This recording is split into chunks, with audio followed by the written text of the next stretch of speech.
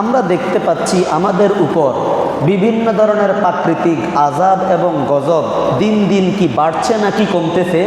বাড়ছে। এই যে মনে করেন যে টানা বৃষ্টি হয়, অনেক জায়গায় পাহাড় ধস হয়েছে, অনেক এলাকায় বন্যা হয়ে গিয়েছে। আমাদের চট্টগ্রাম কক্সবাজার প্রায় ডুবে গেছে। তারপর হচ্ছে চায়না ডুবে গেছে অনেক জায়গা, ভারতের অনেক জায়গা ডুবে গেছে। এই বন্যা বাংলাদেশেও আবার আসতে পারে। আমরা দোয়া করছি আল্লাহ তাআলা যেন আমাদেরকে হেফাজত করে, বলেন আমিন। সম্মানিত উপস্থিতি, তা আমরা আজকে জানার চেষ্টা করব যে এই যে আযাব এবং গজব, এই প্রাকৃতিক আযাব গজবগুলো কেন আসে? আল্লাহ তাআলার পক্ষ থেকে আসে নাকি এমনিতেই কোনো কারণে আসে, অথবা আমাদের কোনো অপরাধ আছে কিনা, সেই বিষয়গুলো আমরা আজকে কোরআন এবং হাদিসের আলোকে উদ্ঘাটন করার চেষ্টা করব। আল্লাহ রাব্বুল আলামিন বলেছেন যে মানবমণ্ডলী, তোমাদের উপর যে বিপদ মুসিবতগুলো আসে, এই বিপদ মুসিবতগুলো আমি আল্লাহ তাআলা ইচ্ছা করে দান করি না, বরং এই বিপদগুলো তোমরা তোমাদের দুই হাতে কামাই করে নিয়েছ, বরং তোমাদের অধিকাংশ অপরাধ আমি আল্লাহ রাব্বুল আলামিন আমার নিজ গুণে রহমান রহিম নামের উসিলায় এমনিতেই ক্ষমা করে দেই। সুবহানাল্লাহ। যদি আল্লাহ তাআলা আমাদের প্রত্যেকটা গুনাহ, প্রত্যেকটা অপরাধের কারণে আমাদেরকে শাস্তি দিতেন, বলেন তো দুনিয়াতে মানুষ বেঁচে থাকার সুযোগ ছিল? দুনিয়াতে কোনো মানুষ বেঁচে থাকতে পারত না। সেজন্য রব্বুল আলামিন বলেন, ওয়ামা আসাবাকুম মিন মুসিবাতিন ফাবিমা কাসাবাত আইদিকুম ওয়া ইয়াফু আন কাসীর। ও দুনিয়ার মানব মণ্ডলী, শুনো, তোমাদের উপর যে বিপদ মুসিবতগুলো আসে, সেই বিপদ মুসিবতগুলো আমি রব্বুল আলামিন এমনিতেই দান করি না। এই বিপদ মুসিবতগুলো তোমরা তোমাদের দুই হাত দিয়ে অর্জন করে নিয়েছ, দুই হাতে কামাই করে নিয়েছ, বরং তোমাদের অধিকাংশ অপরাধ আমি রব্বুল আলামিন এমনিতেই মাফ করে দেই। সুবহানাল্লাহ। অধিকাংশ অপরাধ আল্লাহ এমনিতেই কি করে দেয়? মাফ করে দেয়।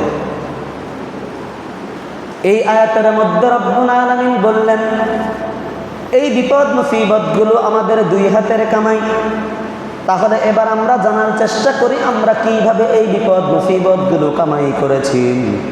সুনান তিরমিজির হাদিস, জামি' আত-তিরমিজির হাদিস 2210 নম্বর হাদিস, আলী রাদিয়াল্লাহু তাআলা আনহু থেকে বর্ণিত হাদিস। তিনি বলেন, قال رسول الله صلى الله عليه وسلم, একদিন রাসূল করিম সাল্লাল্লাহু আলাইহি ওয়াসাল্লাম বলতেছেন, ইদা ফাআলাত উম্মতি 15 খসলাতান হাল্লা বিহাল বালাম, যখন আমার উম্মতেরা 15টি কাজ করা শুরু করে দিবে, তখন আল্লাহ রাব্বুল আলামিনের পক্ষ থেকে তাদের উপর আযাব এবং গজব নাজিল হতে থাকবে। নাউযুবিল্লাহ।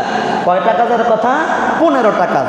রাসূল বললেন, যখন আমার উম্মত 15টা কাজ করবে, তখন এই উম্মতের উপর আল্লাহর পক্ষ থেকে আযাব এবং গজব নাজিল হওয়া শুরু হবে। ফাকিলা ওয়া মা হুন্না ইয়া রাসূলুল্লাহ, এবার একজন সাহাবী দাঁড়িয়ে বললেন, ইয়া রাসূলুল্লাহ, সেই কাজগুলো কি কি? আল্লাহর নবী এবার একটা একটা করে বলতেছেন, ইদা কানাল মাগনামু দুওয়ালান, যখন মানুষেরা রাষ্ট্রীয় সম্পদকে, গনিমতের সম্পদকে নিজের মনে করে খাওয়া শুরু করবেন। ওয়াল আমানাতু মাগনামান, 2 নাম্বার হলো মানুষ যখন আমানত রাখা ধন সম্পদগুলোকে নিজের মনে করে খাওয়া শুরু করে দিবেন। 3 নাম্বার হলো ওয়াজ যাকাতু মাগরামান, মানুষ যখন যাকাতকে জরিমানা মনে করবেন। তারপর 4 নাম্বার হলো ওয়া আতাআর রাজুলু যাওজাতাহু, পুরুষ মানুষ যখন মহিলাদের কথা মতো অনুসরণ করে জীবন যাপন করা শুরু করে দিবেন।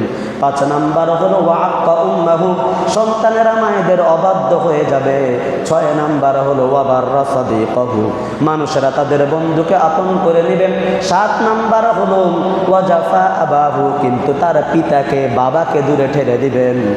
8 নাম্বার হলো ওয়ারতাফাতিল আসওয়াতু ফিল মাসাজিদ, মসজিদের মধ্যে হট্টগোল বিশৃঙ্খলা বেড়ে যাবে।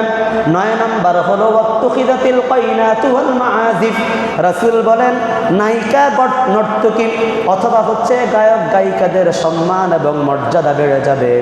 তারপর রাসূল আবার বলতেছেন 10 নাম্বার হলো ওয়াশুরিবাতিল খুমুর, নেশাজাত দ্রব্য মদ, গাঁজা, ইয়াবা, ফেন্সি, হিরোইন, কোকেন এগুলোর যখন প্রচলন বেড়ে যাবে।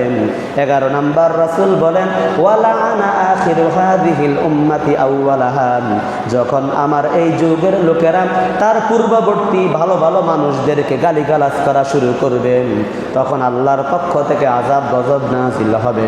12 নাম্বার রাসূল বলেন ওয়ালুবিসাল হারির, ওয়ালুবিসাল হারির, আর রেশমি কাপড় পরিধান করা হবে, যেই রেশমি কাপড়টা এত পাতলা কাপড় এমনি করলে দুনিয়াটা পুরো দেখা যায়। এই রেশমি কাপড় যখন পুরুষেরা অথবা মহিলারা পরা শুরু করে দিবেন, তখন আল্লাহর পক্ষ থেকে আযাব গজব নাজিল হওয়া শুরু হয়ে যাবে। এরপর রাসূল আরো বলতেছেন আর কি কারণে আল্লাহর গজব নাজিল হয়, ওয়া তুআল্লিমা লিগাইরিদ দ্বীন, যখন দ্বীনের শিক্ষা, দ্বীন ইসলামের শিক্ষা সমাজ থেকে উঠে যাবে, বেদীন শিক্ষা মানুষের মাঝে বেশি বেশি ছড়িয়ে ছিটিয়ে যাবে। এরপর রাসূল আবার বলতেছেন ও আমার উম্মতেরা শুনুন, ওয়া কানা যাঈমুল কওমি আরযালাহুম, 14 নাম্বার কারণ হলো সমাজের নিকৃষ্ট লোক, একেবারে অথর্ব লোক, অভদ্র লোক যখন সমাজের নেতৃত্বের জায়গায় বসে যাবে। এইভাবে করে রাসূল যখন 15টা কারণ বললেন, এই 15টা কারণ যদি আমাদের সমাজের মধ্যে দেখা যায়, রাসূল বললেন ফালিয়ারতাকিবু ইনদা যালিকা রিহান হামরাম, ও আমার উম্মতেরা শুনো, তখন তোমরা আল্লাহর পক্ষ থেকে অগ্নিবায়ু, গরম বাতাস, ওয়াজালজালাতান ভূমিকম্প, ওয়ামাসখান ভূমিধস, এতবাং হচ্ছে রাসূল বললেন ওয়া আয়াতিন তাতাবুকা নিজামিন বালিন কুতিআ সিলকুহু ফাতাতাবাআন, একটা মালার মধ্যে থেকে, একটা তসবিহ দানার মধ্যে থেকে যখন রশিটা ছিঁড়ে যায় তখন তার সব দানাগুলো বিচ্ছিন্ন হয়ে যায়। যখন এই 15টা কাজ মানুষেরা করা শুরু করে দিবে, তোমাদের কাছে এরকম করে দ্রুত গতিতে আল্লাহর পক্ষ থেকে আযাব গজব নাজিল হওয়া শুরু হবে। এই তসবির দানাটা কেটে দিলে যেমন সবগুলো দানা 1 সেকেন্ডেই পড়ে যাবে, একটার পর একটা আযাব গজব আল্লাহর পক্ষ থেকে নাজিল হতেই থাকবে। নাউজুবিল্লাহ বলবেন না? এই 15টা কাজ যদি রাসূলের উম্মতেরা করে, আল্লাহর নবী বলেন বিপদ মুসিবতগুলো এমনভাবে আসবে, একটা মালার রশি কেটে দিলে যেইভাবে করে দানাগুলো 1 সেকেন্ডের মধ্যেই পড়ে যায়, ঠিক তেমন আমার উম্মতেরা যখন এই অপরাধগুলো করতে থাকবে, তখন আমার উম্মতের কাছে এত দ্রুত গতিতে একটার পর একটা আযাব গজব নাজিল হতেই থাকবে। নাউজুবিল্লাহ বলবেন না? এত আযাব গজব আসবে আমি আর আপনি হিসাব করে কুল পাবো না।